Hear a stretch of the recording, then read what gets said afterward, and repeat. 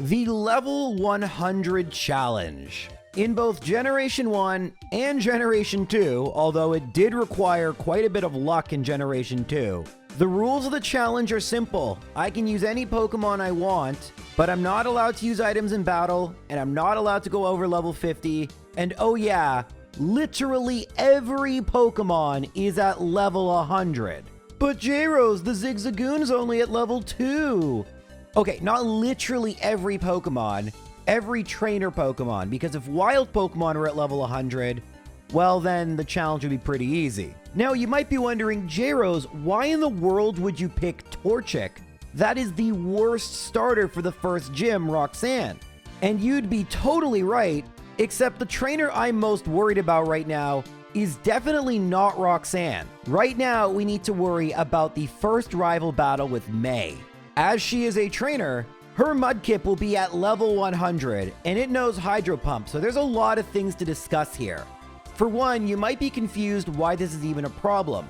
In many games, you can lose the first rival battle, but in Ruby, Sapphire, Emerald, the game will not continue if you lose to May. You might also wonder why Mudkip has Hydro Pump. Did you make other modifications to this game, J-Rose?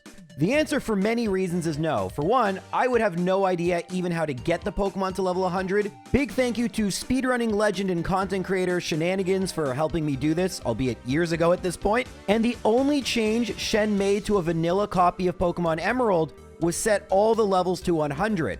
So why does May's Pokemon have different moves? Well, some Pokemon in Emerald have custom movesets, and other Pokemon, like in Red and Blue, just have the last 4 moves they learn via level up. So looking at Mudkip, that means that this Mudkip will know Hydro Pump, Whirlpool, Protect, and Endeavor. Obviously, my level 13 Torchic doesn't stand a chance here. But if you're wondering why I picked a Torchic at all, well, the fact is Mudkip only has 2 attacking moves, each of which has a pretty decent chance to miss. Meanwhile, Torchic, if I had picked Trico, has 3 attacking moves, and Mirror Move wouldn't be great either, so essentially 4 attacking moves, none of which could miss. And had I selected Mudkip, arguably the best starter in Emerald, May would have Giga Drain, and while Giga Drain is only 2 times effective against a Mudkip, once I evolve it to March Stomp, it would be 4 times effective, which even if I leveled all the way up to level 50, it would 1-hit KO me. So it's basically a 1 in 4 chance, assuming the attacks are random, of 1-hit KO. While with May having Mudkip, although there is a 50-50 chance she selects a water move, there is a 30% chance Whirlpool misses, and a chance it doesn't 1-hit KO me, and then a chance that Hydro Pump misses. So I like my odds way better with a Combuskin, which as you can see, I'm leveling up towards, and thankfully on Route 103, there are Poochyena and Wingull, meaning I'm upping my speed and my attack EVs, which might help me. But first, a huge thank you once again to one of the best ways of learning back-end web development, boot.dev. If you're looking for a high-paying career, well, back-end web development might be for you.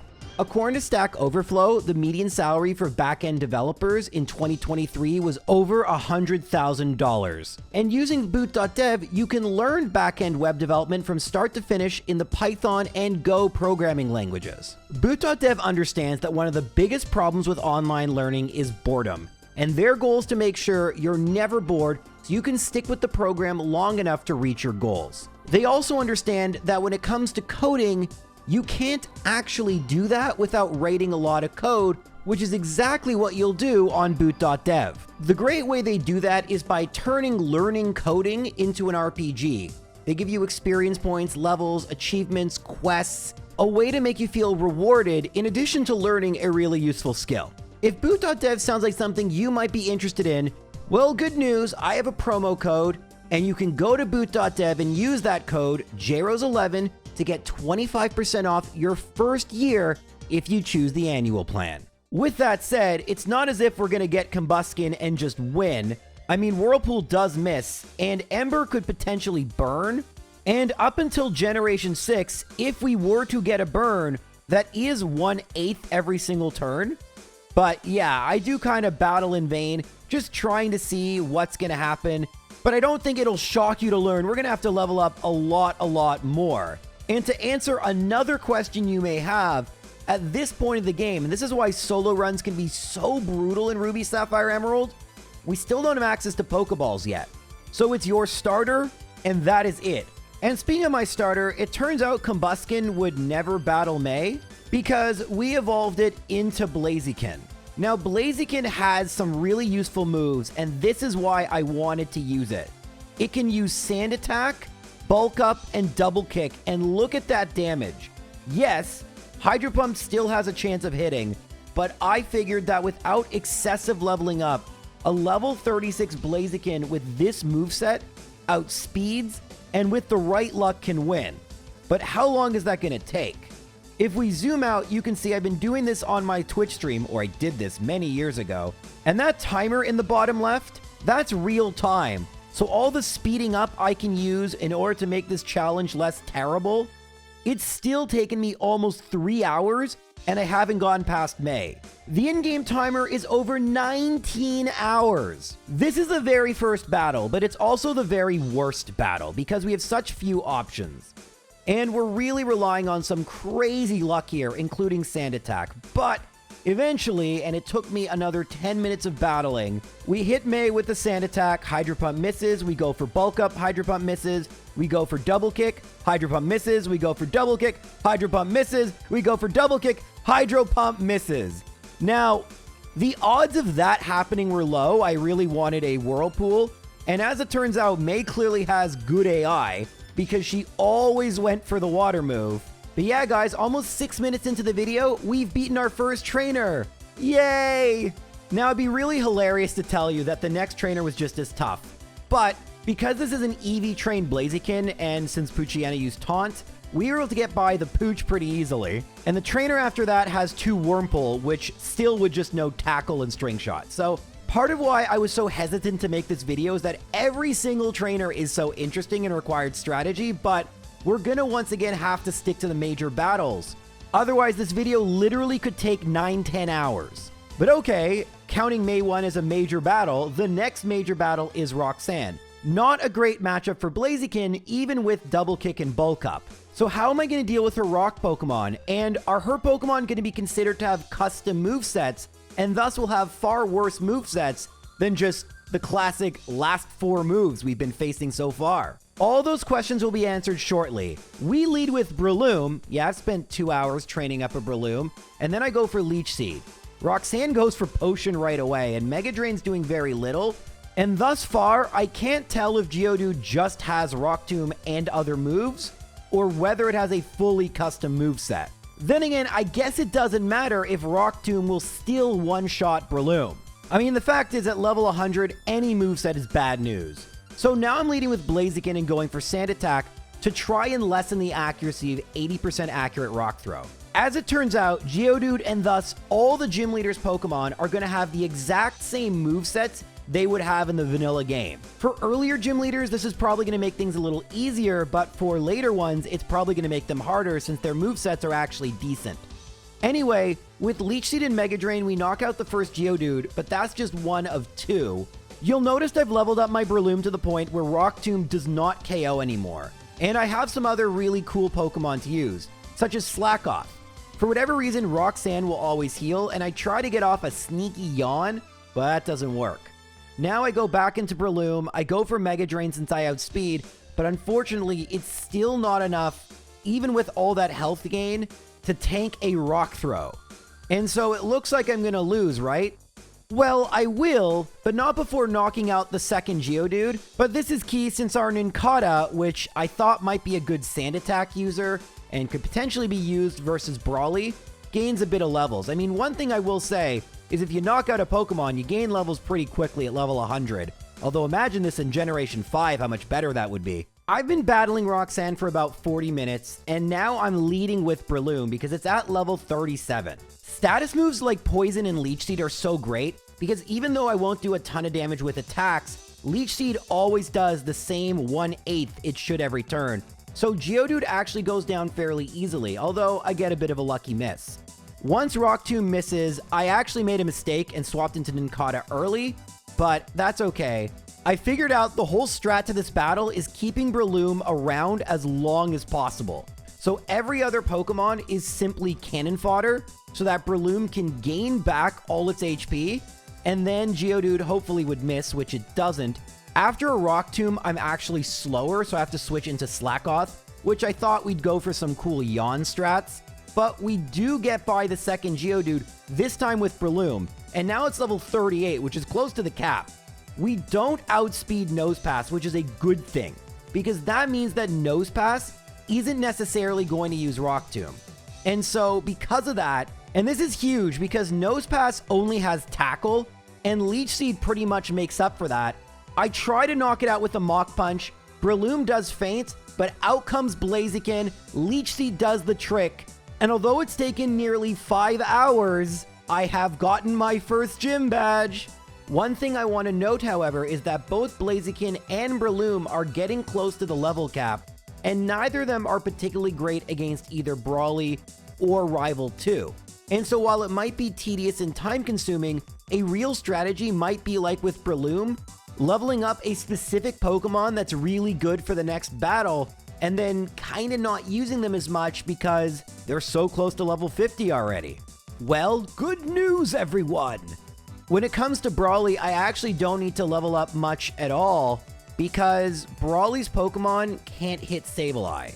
That said, Sableye cannot do much damage. I mean, Nightshade does 25 HP since it does my Pokemon's level, and the good news is, Brawly doesn't have a full restore, he just has Super Potions, so it's not the end of the world, but it is very tedious and annoying. Meditite, however, I don't have to use Sableye, because this Meditite is just going to go for Focus Punch. Now, if I had a Pokemon that could poison, it would be really great. What I'm going to try to do is confuse the Meditite, because if I can do that, and Psybeam doesn't have a great chance of confusing, but if it happens, then the Meditite will do a lot of damage to itself. It takes an extremely long time, but eventually it does happen, and as the Meditite knocks itself out in confusion, the last Pokemon is Makuhita. I'd love to confuse it, it doesn't work, and the big issue you can see with Sableye is that Makuhita knows Bulk Up. So although I could theoretically Leer and go Astonish and get -6, that would only really work if Makuhita didn't have Bulk Up. Instead, we have to do the far more tedious thing of waiting for it to stop using Bulk Up or having it run out of power points completely. But once that happens, Astonish will start doing more and more damage. Thankfully, Gen 3 Citrus Berry is only 30 HP, although typically in this battle it's actually worse that it's 30 HP. And once again, I'm so grateful they don't get full restores, but like I said, this is just vanilla Pokemon Emerald otherwise. That's 2 gym badges. This one didn't take very long at all, and just required a little bit of an oversight when they made this team. May 2 is one of the most notoriously difficult battles in Pokemon speedrunning history. And it's not going to be all that easy here, because like with the original May battle, she does not have a custom move list, which is pretty evident by the fact the Lombre just went for Hydro Pump. So as I show you some losses against May, let's talk about what we have to deal with here. Although Lombre's Hydro Pump only has 5 power points, Uproar and Thief aren't terrible at level 100. Slugma might be slow, but it knows both Flamethrower and Rock Slide. Marshtomp could actually be the weakest Pokemon, since it can't really hit a grass Pokemon all that hard, and it's double weak to grass. For this reason, it won't surprise you to learn it took me another hour and a half to build my team up to the point it could beat May. Now, you might think, why are you leading with Blaziken? That's a terrible matchup. That's because I need to stall out Hydro Pump. And so, basically, I have Dustox for that, switching in Shedinja and Blaziken for that.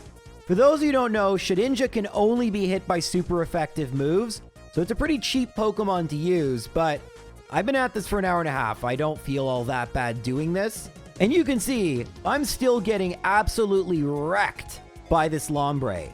However, once Lombre runs out of Hydro Pump, Blaziken's actually a really good matchup, thanks to Bulk Up, Double Kick, and Sand Attack, essentially making Lombre not hit it hard enough before Blaziken could knock it out.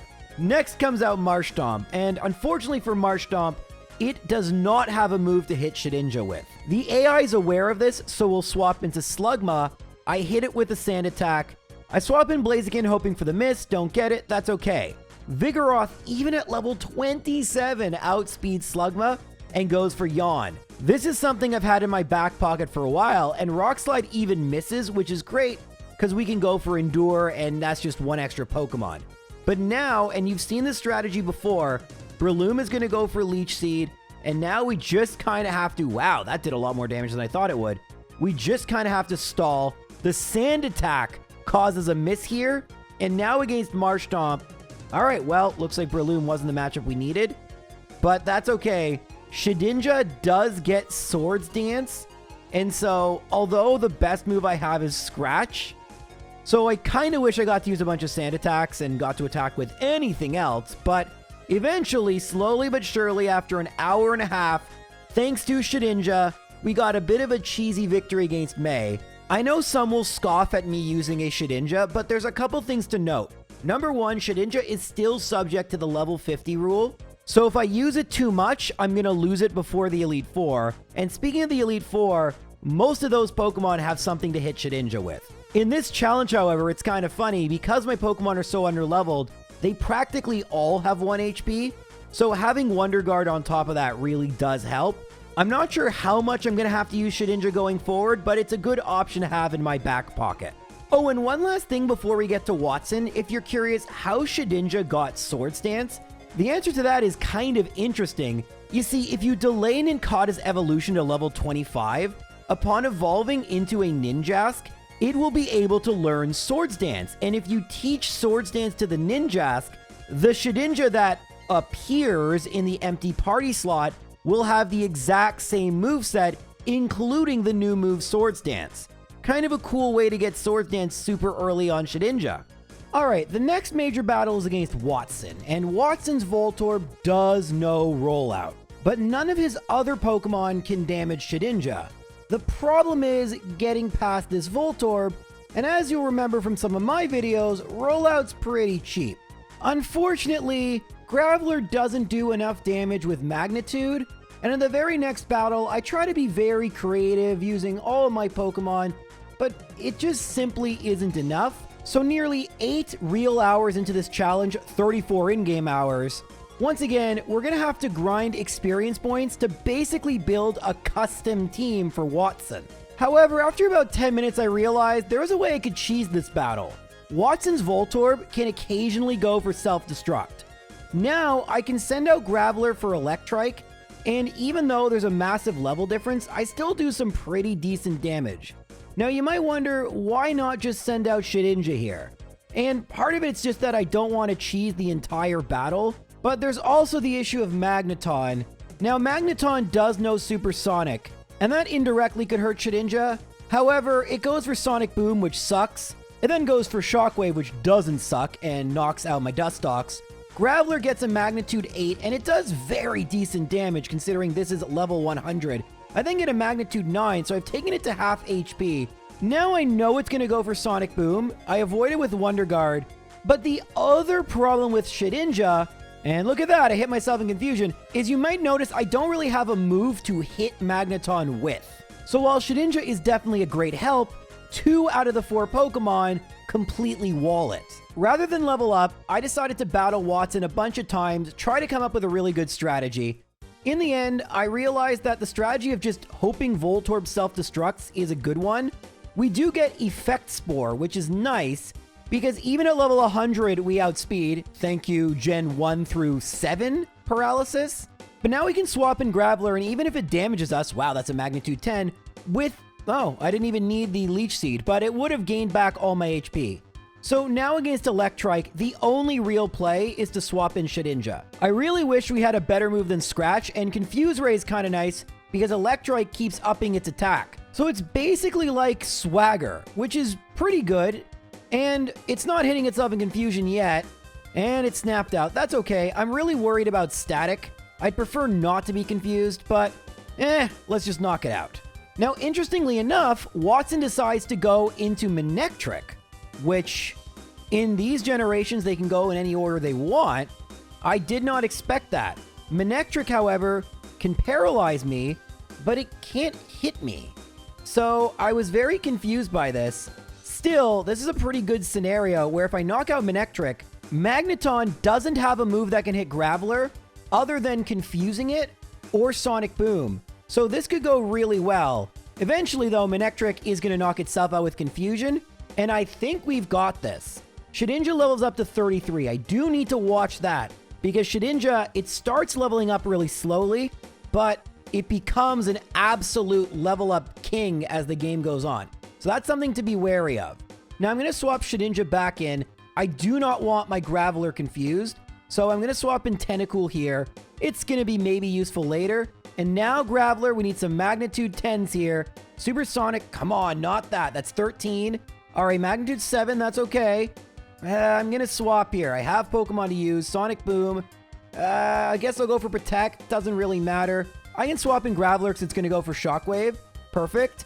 Sonic Boom. 7. I need a 10. Sonic Boom. A 6. That's not good enough. I don't know what to do. I think we lost. But you can see how this is going to go in the end. Maybe Blaziken. Maybe with Blaze Kick. No.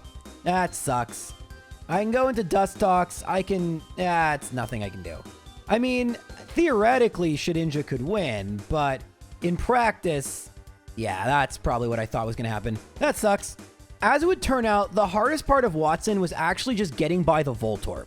Once we got by Voltorb, things were really good, but man, was this Voltorb annoying. You can see I'm trying to bait it into using Rollout by swapping in Shedinja, and it does use Rollout there. Again, this is where, okay, the Leech Seed is coming huge and handy, because with Leech Seed, I'm restoring all my HP, and in fact, Breloom, it doesn't knock it out. Very close, but we do paralyze it, which is good, because I don't know if Graveler outspeeds. Oh, the Leech Seed triggers, right, this isn't Gen 2. Whoops. Anyway, now we know that Shedinja can take care of Electrike slowly but surely. So we're going to just fast forward. And curiously, this time Magneton comes out, not Manectric. I don't know why it's different here, but it is. So I swap in Tentacool in order to get the optimal Graveler situation. Sonic Boom misses, and we get a critical hit, Magnitude 9. That may be exactly what we needed. And after a Magnitude 6 and a Magnitude 7, we get a Magnitude 8. And the battle is over. I can just swap in Shedinja here, and by swapping it, that means Graveler is going to get experience points, and Shedinja hits level 33, Wattson's Pokemon hit the floor, and we have 3 gym badges, but no more. And I know I'm just using Shedinja maybe a little too much, but again, something to realize is that we have a max of level 50. So if I use Shedinja too much early, that means we won't have it for the Elite Four. So I need to start making decisions of when Shedinja should be used, and if I'm going to forgo using it at all during the Elite Four. One thing I know about these level 100 challenges, the red and blue one took me almost 20 hours, and gold and silver took me just over 46 hours, like real human hours. So we have a long time to decide this, but it is something as Shedinja starts to accelerate its level up curve, I do need to be cognizant of. One thing I think that's hard to appreciate is just the sheer amount of time that passes between these cuts. Maxie, it's been 3 hours. Now, we still have our Dustox, which I wanted to use Light Screen, and you'll notice Shedinja is not present. I would prefer not to use it. I do still have Breloom, but it's headed towards being retired. As is Blaziken, Graveler has a little bit more leeway, and I'm trying to go for Rock Blast, which we got during the Wattson fight. It does decent damage, and Super Potions, it missed. But that's the one nice thing, the potions do not scale with the Pokemon. You'll notice that Tentacool has evolved into a Tentacruel, and I even have a Seeking, because I need, well, that's not gonna work. So we'll try this again. Well, I did try again, 2 hours later, because, hey, here's a level 40 Gyarados I have now. I didn't even have a Magikarp before. And so now we have Intimidate. We swap into Seeking because it's our worst Pokemon. It's funny because I also leveled that up for this battle. So even Maxie gets a custom team. Now I have Blaziken, and I want... I went for Taunt. So I wanted to lower its accuracy and maybe set up some bulk ups. Now, I don't think Taunt still works this way, but once the Pokemon swapped out, I was able to go for bulk up. But I don't want Zubat anyway to face my Blaziken. So I'm going to go into Graveler. It goes for Mean Look, which is fine. You've seen that I have Rock Blast. This time we get a 4-turn Rock Blast. Super Potion, and then a 2-turner, and then we get another 2-turner. Perfect. So the Zubat is fainted, Camerupt comes out. Now, I can go into Gyarados here. I'm expecting... Oh, I didn't expect Rock Slide. That could be kind of bad, but I still do have Tentacruel. I have Bubble Beam, and I do outspeed. Earthquake still one-shots. See, I don't have Surf yet. And I can go into Blaziken. I can go for Sand Attack in vain, just hoping to lower the accuracy of Earthquake. And then I can bulk up. I still don't tank it. This specially made team for Maxie still can't beat Maxie. Well, I guess it can't beat Maxie yet, because, spoiler, we do end up winning, and largely the same strategy just works better. Once again, we get Intimidate, we swap into Seeking, this time Takedown, which is better, because that's recoil damage.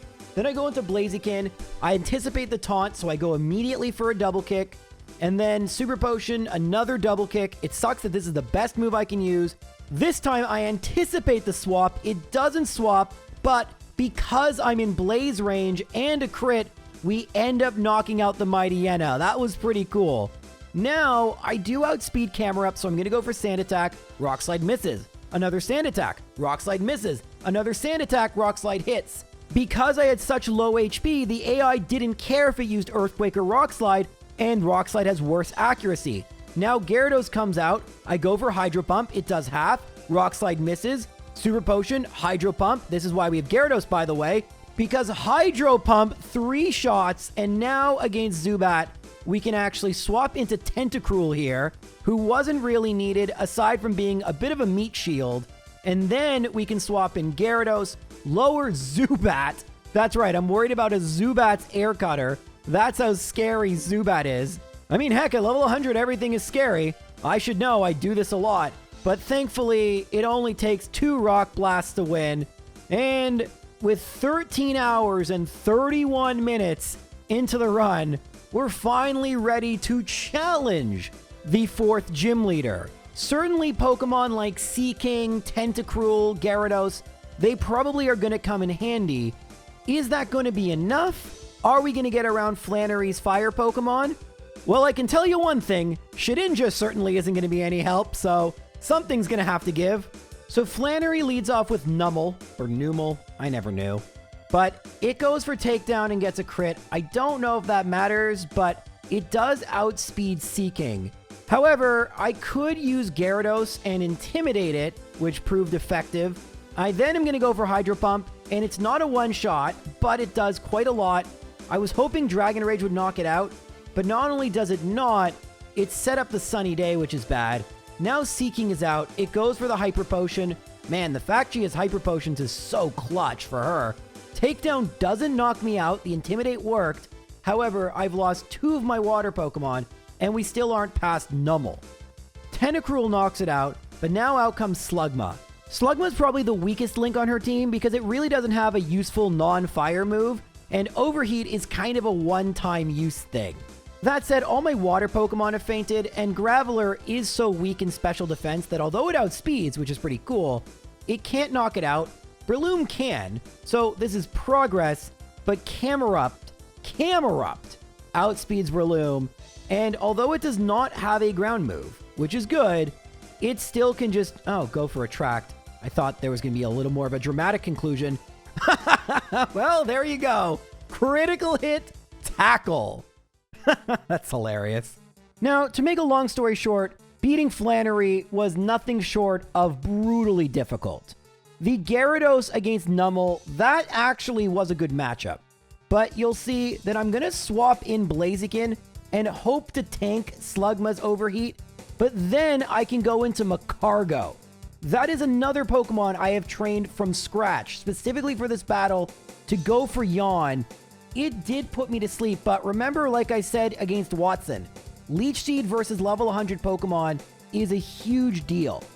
So now I have a choice. I'm going to swap in Tentacruel, but not to go for Bubble Beam, to actually try and confuse the Slugma. Now that the sun is down, I'm going to go for Bubble Beam, but since the sun is up, I actually want to stall. I do not want the sun being up at all, not just because it's lowering the power of my water moves, but also Flannery likes to waste turns setting it up. So if it's not set up, that's something that Camerupt is going to do. Well, It looks like it will still be up by the time Camerupt is out, but remember, this doesn't have magnitude. Still, I do want a different matchup, so I'm going to swap in Dustox here to tank the overheat, but that does lower its special attack by 2. Now, Gyarados can lower its attack. Sunny Day is down, Hydro Pump misses, and another Sunny Day. That sucks. That was really bad, and now Hydro Pump does nothing, I'm attracted, so I gotta swap. I swap into Tentacruel here, it goes for overheat. That's pretty good, Tentacruel is pretty high special defense. Then I'm gonna go into Magcargo, it goes for tackle. I can go for Yawn and try to put it to sleep, but I'm too busy being attracted, I should have picked a female Magcargo. Eventually I get the Yawn away, and I try to set up an Amnesia just because why not, but once it falls asleep, you know what the drill is. Send in Breloom, get that Leech Seed out. Okay, it misses. Get that Leech Seed out, and now we can kind of send anything in. Tentacruel would be nice, but I actually think Magcargo may have the better matchup versus Flannery's final Pokemon, Torkoal, especially if I set up Amnesias, because Torkoal is going to be an absolute pain. However, if I can put it to sleep and then stall it out with Magcargo, which double resists overheat, we may have something. In the meantime, restoring Tentacruel's HP could be nothing but a good thing. However, once the Camerupt wakes up, Magcargo is the best matchup. Tackle is still very strong, but not strong enough to deal significant damage. I can put it right back to sleep. I go for Smog because oh no, I poisoned it. Okay, it knocked itself out. Alright, this is the first time I'm facing Torkoal. It goes for Sunny Day, I go for Yawn. We talked about this. They love setting up Sunny Days. Now, Gyarados cannot Intimidate, and it's gonna go for Overheat here. Problem is, it has a White Herb. So I need to be smart. I go into Tentacruel, it goes for Overheat and misses, and then falls asleep, which is really lucky. We couldn't have sacrificed Breloom because the Leech Seed was integral to the strategy, and now ideally what we do is just damage this thing instead of stalling with Magcargo. Alright, well, that was a crit. But instead of stalling with Magcargo, which I can do anyway, getting as much HP whittled down as possible is the best play. Because, yeah, look at that. That Body Slam did a ton, and there's no way for me to lower its attack. It goes for Overheat, White Herb triggers. Gyarados comes out, however, and I think it'll outspeed, and as long as it doesn't go for a Hyper Potion, which it doesn't, I think she ran out, we knock out the Torkoal with Dragon Rage. That is a move I didn't think I'd use in a level 100 challenge, and we have 4 gym badges. It took us only 16 hours. Oh my god. Each gym really is requiring basically their own complete team, which is really cool, but so much work. And speaking of lots of work, I'm very concerned about Norman. Looking at his team, 2 Pokemon have dark moves, so Shedinja is not going to be nearly as powerful as it could be. Although the truth of the matter is, slacking is a heck of a lot scary when everything's at level 100. And so I probably need to build a custom team for Norman, but as you probably know, there aren't any new trainers, although there are new Pokemon, and you cannot re-battle trainers at this point in the game yet. It's already taken us 16 hours to get this far. I'm really scared of how many hours it's going to take just to get past Petalburg City. Well, in order to determine what, if anything, we need to do for setup, let's see what happens here. I mean, Magcargo is still Rock-type with Yawn, that's still good, and Sableye is still Ghost. These are all Pokemon we've used before, so maybe we can use a combination of the Pokemon we have in order to win. Although, we can't lose Breloom, it's just too good, especially against probably slacking. In fact, looking closer at that moveset, I think we have a pretty safe strategy for defeating Spinda. We just need Breloom not to faint. And although I'd like Sableye to be at a higher level, if we put Spinda to sleep and it doesn't wake up in 2 turns, we can hit it with Leech Seed and then Sableye actually walls Spinda completely. It can get confused, but with Leech Seed that really doesn't matter. And so our Sableye can kind of safely knock out Spinda. This is a totally consistent 100% strategy that even wastes one of Norman's Hyper Potions, which is really good. So once Spinda faints, out comes Vigoroth. And Vigoroth does have Feint Attack, so there's no way to really cheese this Pokemon, at least none that I am aware of.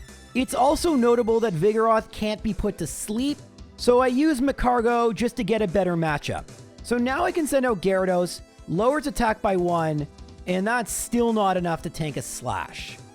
So I guess go Breloom, Slash knocks it out too, and this is gonna be a problem, because the fact we can't cheese it by putting it to sleep, Intimidate doesn't even give me an extra turn, we're gonna have to come up with something creative here. I was worried creative would mean training another Pokemon from scratch, but thankfully it didn't. You've already seen how we're going to deal with Spinda, so let's just fast forward that part because it's extremely long and very boring. But now, instead of swapping in Macargo, which has more HP in this battle, I'm going to swap in Gyarados because Feint Attack is not going to knock it out. Although it is a special move, so Intimidate has nothing to do with it. Now, it's going to go for Slash, so I can swap in Shedinja, and it faints. That's a problem, but we'll deal with that later. For now, let's swap in Gyarados again and then go into Blaziken. Now Blaziken can tank, which is great and all, but it doesn't really matter if I can't outspeed, which I don't. But now what I can theoretically do is swap in Macargo, and I can try to poison it with Smog. That didn't really work. But Breloom may tank an attack now. And if Breloom, yes, tanks an attack, I can use Leech Seed, and then I can use oh, well, their Encore was annoying. Good call. But, alright, I'm going to send out Gyarados again. Gyarados, bad crit. You can see the wheels in my head turning. How we can maybe, that did more than I thought. By using the strategy, the only Pokemon left I have to worry about is Slacking, and Slacking is actually pretty cheesable with Truant. And speaking of cheese, Lanoon can't hit Sableye at all. So, that's awesome. I thought Shedinja would be useful here, but Sableye kinda does the exact same job. And this is gonna take a really long time, so we're gonna speed really fast through it, but we have made it to Slacking. I'm fully aware this battle is lost, but one possible strategy with my Dustox I have would be to go Leech Seed like this, and then just use Protect on the Truant turns. And if we can somehow keep Dustox around, we got a GG. The question is, can I put all these pieces together in order to win? Well, let's see. This time Macargo takes way more damage from Spinda, which is annoying. However, we may be able, with some crafty swapping, to get Macargo a little bit more of its HP back, but the primary goal is to knock out the Spinda. Now, out comes Vigoroth, and here's where something kind of interesting happens. Just like last time, I'm going to swap in Gyarados knowing it has to go for Feint Attack. But unlike last time, when I swap in Macargo to tank the hit, Macargo burns it with Flame Body. And this is why I made sure it was a Flame Body Macargo, not a Magma Armor one. But J-Rose, Norman's TM is Facade. You're playing right into his hands. No. I don't know why Vigoroth went for Slash there, but Facade, even though its base power is doubled to 140, it is still affected by the burn, effectively making it just as powerful as before, and you can see this when it uses it against Breloom and I survive. That means I can hit with Sky Uppercut, the burn will knock it out, and we have just won the battle. Lanoon can't do anything to Sableye, and once we knock it out, because we have 2 more Pokemon to spare, we can let Sableye faint, we can use Leech Seed on Breloom. In fact, we could even go for Mach Punch if we want to, and you know what? Let's do that, do a little bit more damage. And now, the Dustox at level 32, we've had this thing around, we can now protect on every turn the Slacking could potentially attack us, and this is one of the easiest, cheesiest ways to beat Slacking. Dustox is one of the few Pokemon that learns Protect, not via TM. You may have wondered why I even bothered training a Dustox, and this battle was literally why. It's kind of funny because after you beat this battle, you can just buy Protect for all your Pokemon. And in somewhat of a hilarious twist, the gym leader you may have thought would be the best one to use Shedinja for, we didn't even need to use it.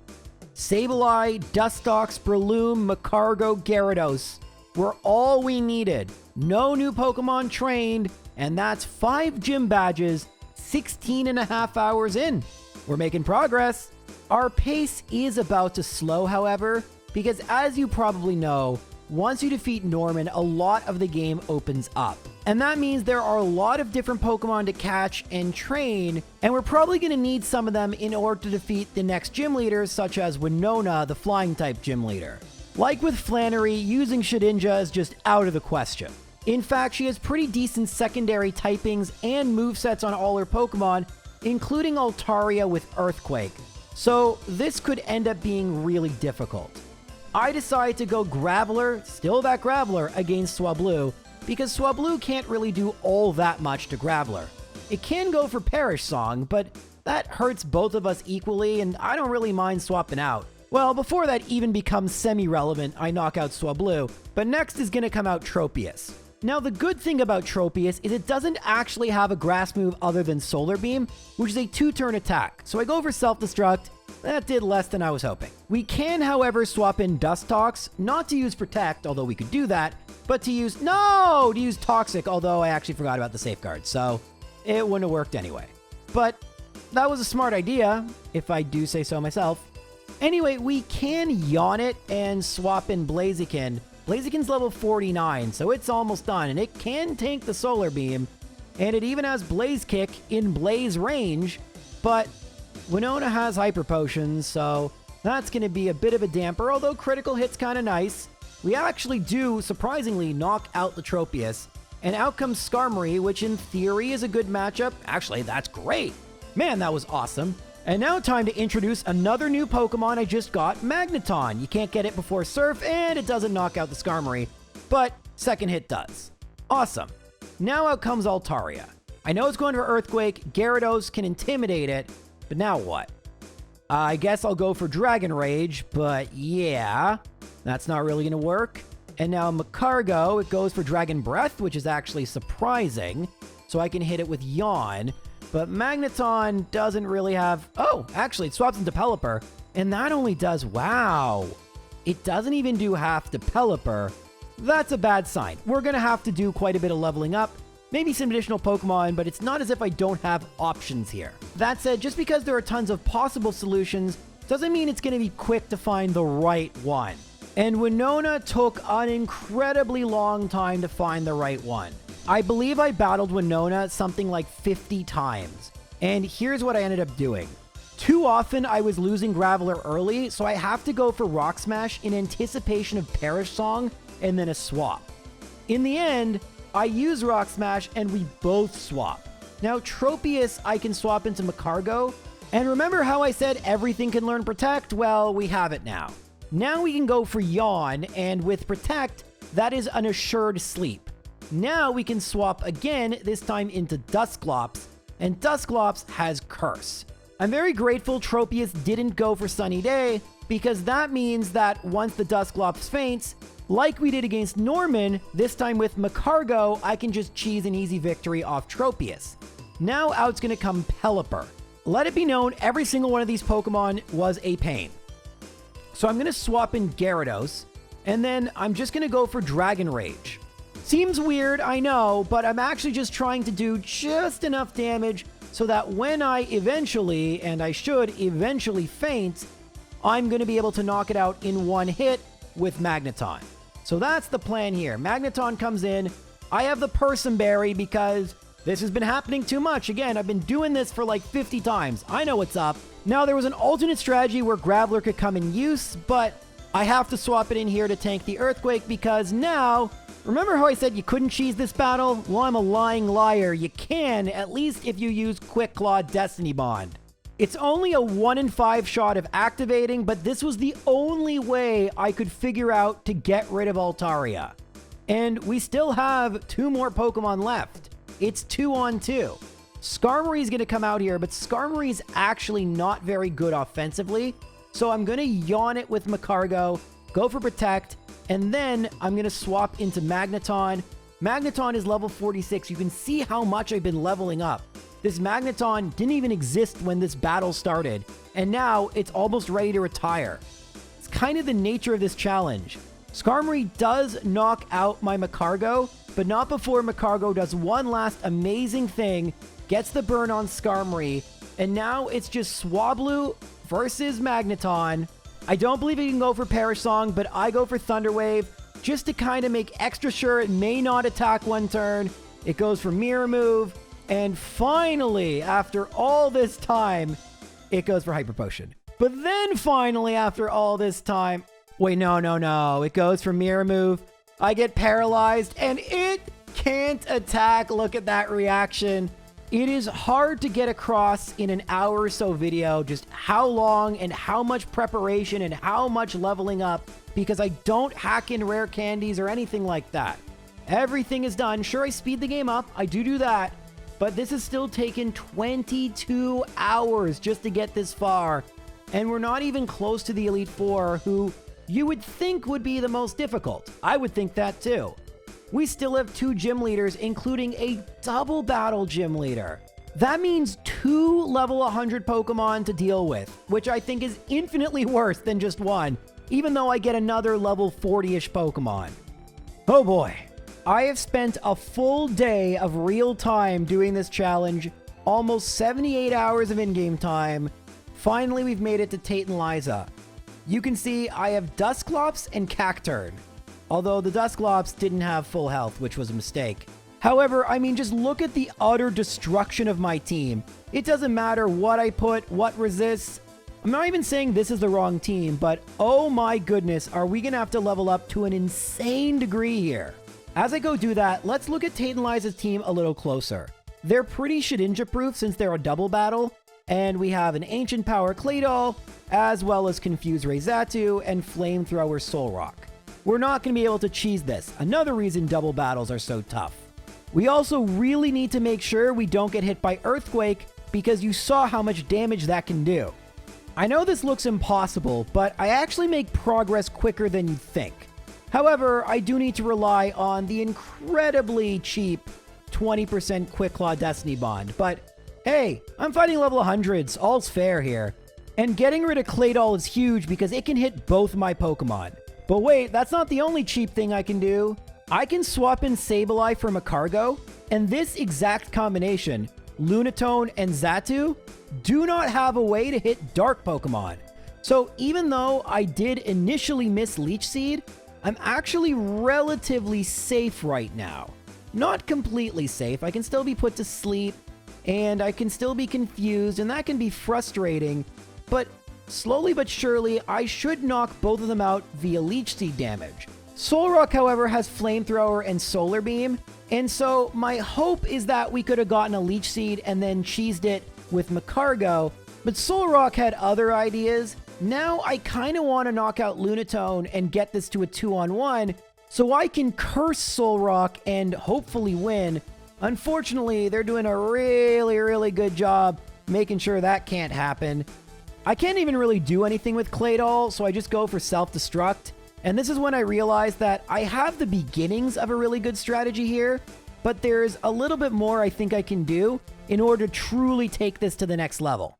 Alright, so you already know the beginning of the strategy, and it requires luck. There's no ifs, ands, or buts about it. 80% of my attempts just end here. You're seeing the ones that don't. So, once Wobbuffet faints, you know that we have now a little bit of leeway. My idea here is to not just go for Leech Seed, but to use Toxic. Now, the problem is that Xatu does have Synchronize. So if I use Toxic, Sableye gets Toxic as well, which isn't great. It's not the end of the world, and there's ways around it. In fact, I'm just going to switch into Claydol since it's quite bulky, and we can actually play a little bit of a game where we swap in Sableye, but the Toxic does so much damage so much more quickly than the Leech Seed by itself. And my goal is to get Toxic on Solrock, hoping if I do that, see, by the way, remember I talked about they can just knock things out 2 in 1 turn? Man, double battles suck. But now we do have the Toxic up, and that's good. In theory, I actually probably could give Sableye Protect, because if I double protected here, that might be great, although they do both go for Dusclops, which is even better. Lunatone is now fainted, meaning we've gotten the 2-on-1 I wanted. The question is, can I get the curse off before it knocks me out? Unfortunately, it goes for Psychic, which makes sense, and since Sableye is poisoned, we just didn't have quite enough to take this battle home. But I think you guys can see we're so close here. one small tweak and I think we got this. First things first, gotta take the Claydol down with Destiny Bond. And now you know the drill. Swap in Cacturn. This time I have the Pecha Berry, which I should have had last time. And you're gonna see that I have a really cool idea, but we're not gonna be able to implement it until after something faints. In this case, it's going to be Xatu. And so now out comes Solrock. So here's what I'm gonna do. I'm not gonna swap in Hariyama, but it's gonna be useful, which might sound really strange. How can a Hariyama be useful?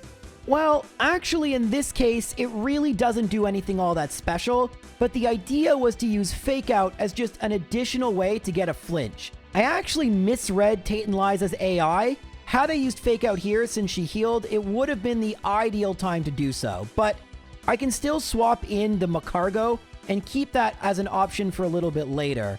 I'm going to swap in Dusclops here, because at this point, Hariyama's Fake Out is going to bring everything home. I use Fake Out, I use Nightshade, Citrus Berry, Toxic, and then Protect. Oh, there's the Hyper Potion. I forgot there's another one, but that's okay. I can go for a Protect fail, and even though Hariyama's going to faint, Nightshade plus Poison is enough to defeat Tate Liza with a level 35 Sableye. We have used some of the weirdest Pokemon I think I've ever used in one of these challenges, really proving that level doesn't matter as much as good strategy, but we still have just one more major battle to go. I mean, we have so many battles, but I can't talk about all of them. I'm going to talk about Juan. Now, looking at his team, I noticed something immediately that makes me believe this will not take very long. Not a single one of his Pokemon have a move that can damage Shedinja. The closest is Sweet Kiss on Love Disc. Nothing else does anything. So if I want to, that is a way I can easily sweep through the team. A little anticlimactic for the 8th gym, especially because this is the game where Shedinja was invented, so you'd think they would think about a player using one, but I suppose not. Oh, wait, I completely forgot how awful this was. There's a double battle, a multi-battle with Steven, and Steven sucks because his Pokemon aren't level 100. He's not an opponent trainer. And so effectively this entire battle is a 2-on-1. That meant I actually had to go Feebas hunting and go and find a Milotic. Now Milotic is supposed to one-shot Camerupt, but Eruption at 1 HP isn't a big deal. But wait, I made sure Milotic was female so I could use Attract because this battle was that difficult. I have to rely on Attract because, yeah, this is 2-on-1. Steven is essentially a meat shield. He's never useful in this battle, but with underleveled Pokemon, he is less than useless. Now, I'm going to fast forward a bit, and it's looking like this battle is won. I mean, we get it 2-on-1, we get Milotic versus Camerupt, and then I miss the Hydro Pump and lose. I spent 4 hours prepping for this battle. You have no idea how irritated I was. As I show you the winning battle, I want you to guess how long this took me. How long did I have to train and battle over and over again to beat this basically 2-on-1 battle? You are not going to get it. There is no way you're going to get it because the time is simply absurd. And I really wish I could upload this entire run without any cuts so you could truly experience. Actually, that's mean. Why would I want you to experience that? This was one of the worst things ever, relying on so many RNG factors, having everything be perfect, having to level up Pokemon, specifically like Milotic and Aggron, specifically for this battle and for no other purpose. Well, that's not true. Maybe they'll have a purpose later, but you know what I mean. And finally, after, and I'm not kidding about this, 8 hours and 30 minutes. That's not in-game time. That's literal, real human being time that I spent just to beat this battle.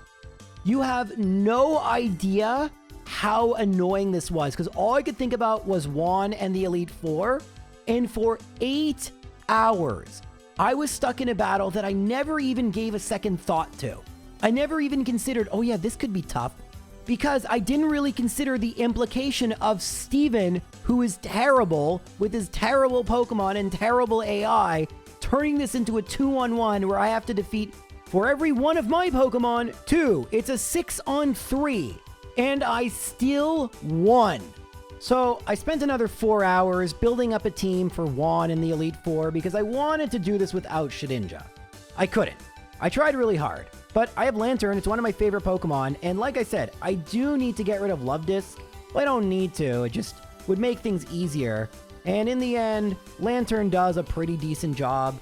We're going to need Cacturn, however. Remember Cacturn? It's going to finish it off.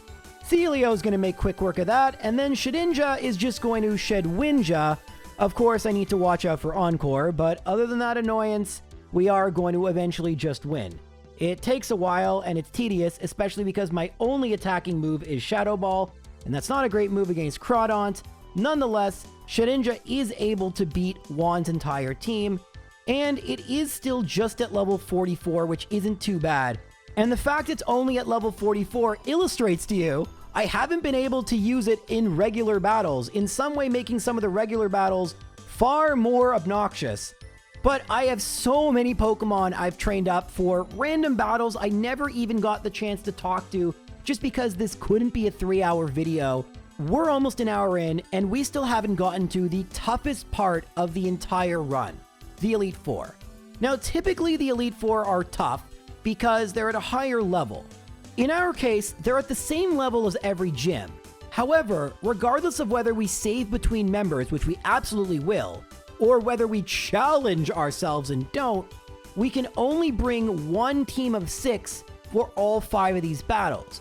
And as you've seen, the way we've been able to get through some of the toughest battles is by purpose building a team of 6, well in one case 3, but usually 6, to specifically beat each trainer.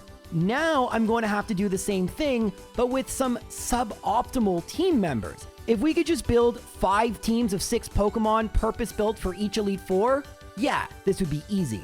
But the fact we can't, this might be brutally difficult. I don't think it'll surprise you to learn that Sidney was an absolute nightmare. And while some losses to Sidney in the background play, I do want to look at Sidney's team and talk about what makes it so difficult, because on the surface it doesn't look that bad. But if you look a little deeper, especially when you consider level 100, there is a lot of type coverage here. The movesets aren't perfect, they could definitely be a lot better, but they're good enough for the most part. Aside from Crawdaunt and kind of Shiftry, I can't really wall any of them super effectively. And again, remember, whatever team I bring in, I'm going to use the rest of the way. And so there's going to be Pokemon I have to use versus Sidney that I'd probably prefer I didn't use versus Sidney. I literally spent over 3 hours trying to get past this battle, and here's what I finally did to get past it. Macargo, you remember Macargo? We go for Yawn. This Mightyena loves to go for Sand Attack, so now it's asleep. In an ideal world, Breloom comes out here, but it's too high a level, so I have to use Cacturn with Leech Seed. Now, I'm going to try to go set up a Spikes, and whoopsie daisy, it woke up, and so I have to retry. And that's the type of battles we're going to be going for. Everything has to go just right. So let's try again. Sand Attack, we go for Yawn, into Cacturn, Sand Attack. All right, this time I go for Spikes first, and oops, it woke up again too early. 3rd time's a charm, right? More like 300th time's a charm. Yawn, Sand Attacks. You can really see this thing loves going for Sand Attack. Sand Attack, it's asleep. This time I'll go for Leech Seed first. You know, change up my luck. And we're going to set up some Spikes. 1 layer is good enough. Swap into Macargo. Well, stayed asleep this time. I can go for Flamethrower. Don't forget, Sidney has 2 full restores, and thankfully we can tank a Crunch. Now, I would have loved to knock Mightyena out, but since I knew Sidney was going to heal, I can go for Yawn, and this is where Leech Seed Protect is so valuable. We can put Mightyena to sleep, and now we have our HP back to tank another Crunch, so I don't have to keep spamming Protect. I can, however, try to get a slightly better matchup for the next Pokemon, and I'm going to do that. I'm going to send in Cacturn here, and I'm going to try to sneak in another layer of Spikes. It doesn't happen, but that's actually okay. Now, meet Weezing, a totally new Pokemon that literally only is out in order to bait out the Shiftry so that I can use Shedinja to bait out the Cacturn, and then I can confuse it and then go for Wall Rain, where it can hit itself in confusion. And if it does that, and then it does it again, and then I go for Ice Beam, and then it does it a third time, well then, we knock it out. Now out comes Absol, and Wall Rain's entire purpose has been served. So, goodbye Wall Rain. Now out comes Weezing again, and Weezing is pretty bulky. We don't need Wobbuffet with Quick Claw if we have Weezing with bulk, and we knock out Absol, and at this point, the game is over. Crawdon comes out, and Shedinja now can use 3 Swords Dance and go for Confuse Ray, Shadow Ball, knock out Crawdon. Now with Shiftry, we do need to be careful, because with Shiftry, it does have Swagger, and that can be a bit of a problem. However, it's not guaranteed to go for Swagger, so we can confuse it. I try to go into Dusclops to get that Curse off, and lo and behold, Curse is off. We have, oh, I actually meant to go for Protect, but that doesn't matter. Although, maybe we don't want Shedinja gaining those experience points. Oh well. Victory is a victory, but I really hope this team can go all the way, because if I save here, all the experience points I just gained may end up being a problem if I have to go back and readjust my team. I am going to save because it took me nearly 3 hours to get by Sidney, but this team, even though it's intended to take on all 5 of the Elite Four, it may not be able to take on one of them. I don't know. Haven't done it yet. Now, in this challenge, showing you the early battles is kind of pointless. I kind of try out every permutation of my team to figure out what order I need to send things out in and what exactly Phoebe is going to do at level 100. And after an hour of battling, I give you the final battle in this run versus Phoebe. We lead with Cacturn. Dusclops likes to go for Protect, so maybe we could go and set up a Spikes. I go for Needle Arm because why not? And then it goes for Curse, so I go for another Needle Arm because why not? And then it knocks me out, but that's okay because I can just swap in my Dusclops and go for Curse. And then it knocks me out, but that's okay because I can just go for Wall Rain. And then it knocks me out, but that's okay because, yeah, you can see what I'm doing here. And if you can't, I couldn't beat her. After an hour and barely getting past the 3rd Pokemon, see, that's the thing. If you're getting to the 5th Pokemon again and again and again, you know you're close. I couldn't get past the 3rd Pokemon. Now, the truth is, I do have a little bit of leeway, except for Macargo. And leveling up does help a little bit, but as I feared, the team that I used to beat Sidney isn't beating Phoebe. And whether I need new moves or new Pokemon, I need to try again. Well, I didn't just make some small changes. I spent 6 hours building an entirely new team, including a new Yawner in Relicanth, because Macargo just simply was too overleveled. And looking at my team, you'll see that pretty much nothing is the same. Introducing Ninjask. Swords Dance, Speed Boost, and Ninjask. While Mightyena snoozes, it baton passes to Swellow. Coming in burned with Guts and Facade. But wait, J-Rose, I remember with Norman that didn't work. And that's right, because Norman didn't have Guts. Facade's power still was doubled to 140, it's just the burn was also applied, which have that. Now with Guts, we don't have to worry, and with those Swords Dances, our Swellow sweeps through Sidney's entire team. Pretty cheap, but pretty cool, and something that will not work for Phoebe, because Phoebe is a Ghost-type trainer. And Facade, a famously normal move. By the way, 137 in-game hours. Just want to point that out. But yeah, for Phoebe, we're gonna have to do something a little bit different. Well, here's what I have in mind.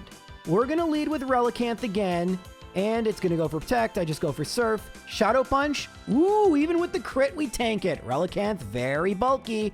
And now it goes to sleep. And remember how in Gen 2, I had to resort to using Minimize and Smeargle? Well, I have to use Baton Pass Ninjask. But this time, meet another new teammate, Banette. With those speed boosts, Banette should sweep through the entire team. That's the idea and the entire reason Banette is on the team. Just get those speed boosts, get those attack boosts, I don't care how much you level up, sweep. Oh, it didn't work. Sableye tanked it. That's not good. Weezing, I need your help, Weezing. I'm going to go for Destiny Bond, and this time I actually need you. Oh, no, no, no, no, no. I'm going to go for Sludge Bomb. I need a poison. Ooh, that's clutch. And now I'm... Okay, keeps going for double team. I should have gone for Destiny Bond there after the Nightshade. I have the Quick Claw, and I get it. Who needs Quick Claw, Wobbuffet, when you have Quick Claw Weezing? And we get by Phoebe and get a new PB.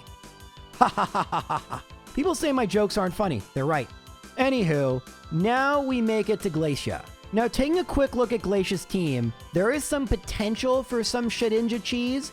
However, a lot of her Pokemon are programmed to use Hail, and that is a very anti-Shedinja move.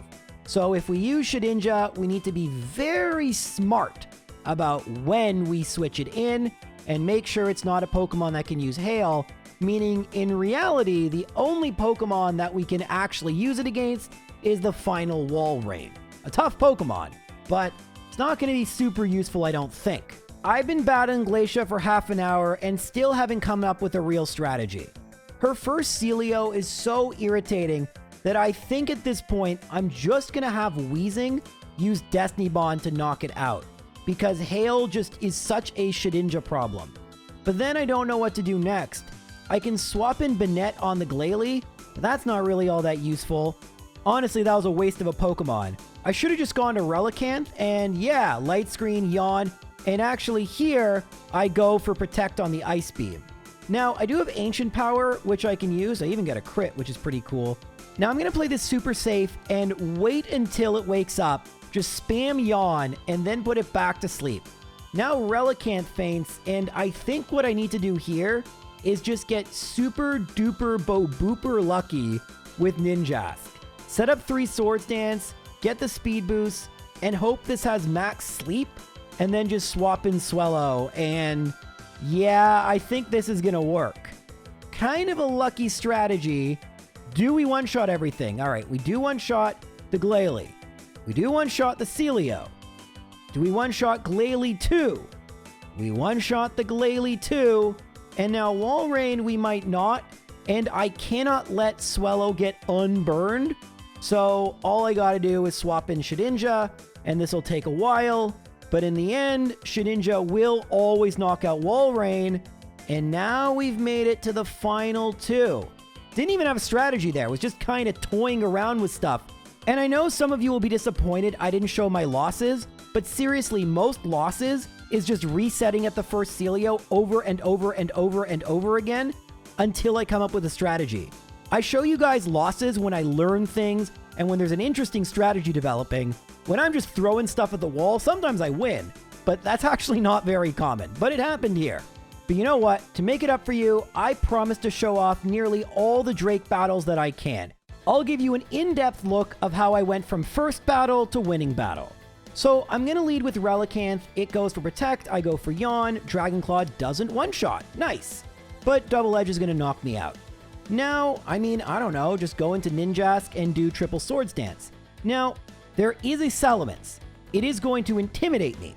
That's a bit of a problem, but might as well see how much the Guts Facade Swellow does. So I'm going to go for Facade here, and it one-shots the Shelgon. That's not bad. Salamence, I was worried about this. We still one-shot. Not bad. Not bad. Actually, that might be its bulkiest Pokemon. Now, there is a problem here if we do sweep, which, oh my god, are we going to sweep? So the one issue I now foresee is that we may actually exceed level 50. Oh my god. Well, I didn't think we were going to sweep. Holy moly, I should have put XP share on something. So we're still at level 49, which is good. And see, I showed you every single Drake battle. Look how great I am. But yeah, now our superpowered Swellow cannot be the strat versus Wallace. Looking at Wallace's team, 3 of his Pokemon are Shedinja proof and 3 aren't. Now, the good news is that none of these Pokemon actually have an attacking move that can hurt Shedinja. The bad news is I think they will have to go pretty quickly for that status move, Toxic or Leech Seed. So I'm not really sure what we're going to do, and I can't just use Swellow. So I may have actually, by first try victorying Drake, lost everything? I sincerely hope not. So, full disclosure, in my very first battle, I forgot to switch Shedinja first. But, and I didn't know this at the time, because Wallace doesn't have a super effective move against Shedinja, he will not swap out the Wailord. He doesn't realize Toxic and Leech Seed are effectively one-hit KOs, and so this is an automatic knockout of Wailord, a really tough Water Spout Pokemon. Unfortunately for me, Milotic does come out next, and I'm fairly certain it's going to go for Toxic, so I go into Wheezing, and that's exactly what happens. Now, if I get the 1 in 5 dice roll, I can use Destiny Bond right here. It doesn't happen, but we can start to see how this might end up working. So now I gotta be smart here. What do I go into? Let's just see how much Swellow does. Actually, Swellow doesn't even outspeed. So that's a great learning battle, but we didn't make it very far. I actually do know a way I can make it even farther, and I apologize deeply to Sean for this because, this is gonna suck. But yeah, let's knock out the Wailord. We're gonna have to speed up, but now the Wailord is knocked out. In comes Milotic. Now let's take a look at Milotic's moves once again. It only has 2 status moves. Recover, which it will never use at full HP unless it can't use anything else, and Toxic. Toxic only has 10 power points. So what I can do, and oh my god, is this tedious, but it's gonna work. I've done this versus Falconer, but we're just gonna switch back and forth. Because Surf and Ice Beam can't hit Shedinja, and Toxic has to be used against Wheezing, and once 10 turns have passed, we can use Shedinja to set up. Now at first, I was considering lowering its accuracy and then swapping in Ninjask, but the more I thought about it, the more I realized that might be the wrong call. So I just used Shedinja to knock it out, and now out comes Tentacruel. Tentacruel has the exact same flaw that Milotic did, and so once again, we can just switch back and forth until we knock it out as well. Now out comes Gyarados, and while Intimidate is annoying, I could theoretically knock it out. I say theoretically because unfortunately, we've run out of Shadow Balls. And that might mean that we have to do this one more time with a Leppa Berry. And that's okay. For now, because it's using Dragon Dance, as soon as it hits itself in confusion, it'll knock itself out. And now out comes Whiscash, the final Pokemon that can't do anything to Shedinja. Now we're at level 50, but we aren't over level 50. As long as we don't go over, we're fine. I'm going to try to swap in Wheezing to do some cheesy Destiny Bond strats. Unfortunately, it doesn't hit itself in confusion. And now I kind of have to figure out what to do here. I can go Confuse Ray, and then I go into Relicanth. I probably should have gone for Sand Attack, but the truth of the matter is, with Leppa Berry, we should be fine here. Unfortunately, as it turned out, I didn't have a Leppa Berry, which is very annoying, but it's not the end of the world, because I don't really need to lower accuracy. I can use Aerial Ace. It's not the move I'd like, and I probably would have preferred Secret Power, but it's the move I have. Also, notice that I have given Relicanth the XP share, so that Shedinja will not possibly go over level 50. And so you've seen this all before. Swap back and forth. Boring, boring, boring. But effective, effective, effective. And we're going to do that to knock out both Milotic. And eventually, I'm trying to talk a little bit so that the footage isn't too fast. Tentacruel. Now, out comes the Gyarados. And you'll notice we have way more power points because, well, I don't want to run into that same problem as before. I also go for Confuse Ray, trying to get some hits in confusion, because, oh boy, do I not want to do this again. And we knock out the Gyarados. Now out comes Whiscash, and although there are some healing items left, I knock out the Whiscash, and all that's left is Ludicolo. Shedinja, I appreciate you. You've done a great job. I'll just go for Aerial Ace in case it goes for Double Team. I can't believe that just happened. It goes for Leech Seed on turn 2, but we get a high roll, and we are victorious. We have beaten Pokemon Emerald, where every one of our opponents had level 100 Pokemon. The cheese in the end was real, but it still took over 51 and a half hours for me to do. So you know what? I don't feel so bad. Thank you all. Wait, there's no more video left. Why is there more video left? No, I didn't go and beat Steven. The game's over. Why would I do that to myself? So Steven, every single one of his Pokemon are Shedinja proof, with the exception of Aggron. And to be honest, Aggron kind of sucks, so let's just say all his good Pokemon are Shedinja proof. So we're not going to be able to cheese Steven the same way we beat the champion. At least not the champion of Emerald. We will be able to cheese Steven using the same strategy we used in Gold, Silver, Crystal. And if you didn't watch that video, you should. It's great. And if not, let me introduce you to a friend of ours. But one sec. I get Toxic, I have Pecha Berry, I go for Yawn, go into Cacturn, Steel Wing, and there's Focus Band. Hooray! Now I'm going to set up some spikes, because spikes are nice. 2 layers, great. Now I'm going to go into Relicanth again. Gotta put it back to sleep. It's drowsy. I'm going to go for... should I protect? Just go for Surf, whatever. And now it's asleep. And now I'm going to go into Ninjask. I'm going to use Agility and then Baton Pass into Smeargle. Ah, Smeargle. In Gold, Silver, Crystal, I had to rely on annoying evasion strats, which I hate to use. But here, I can rely on very annoying, very unfair Leech Seed, Seismic Toss, and Spore strats. And as long as we don't run out of power points, we can slowly but surely, thanks to the fact we outspeed everything, beat every single one of Steven's Pokemon. Is it a very visually impressive strat? No. Is it a fair strat? No. Credilli, for example, wouldn't be affected by Spore in later generations, but we're not in later generations. We're in Gen 3, and in Gen 3, anything goes. Now, unfortunately, I can't Leech Seed Credilli, so things get a little dicey with my HP, and there was a real chance I could have lost. So there was some luck involved. However, after Credilli, against Metagross, Smeargle was just gross. And now I can safely say we didn't just beat Pokemon Emerald, but even Steven Stone, all my Pokemon level 50 and under, all their Pokemon level 100.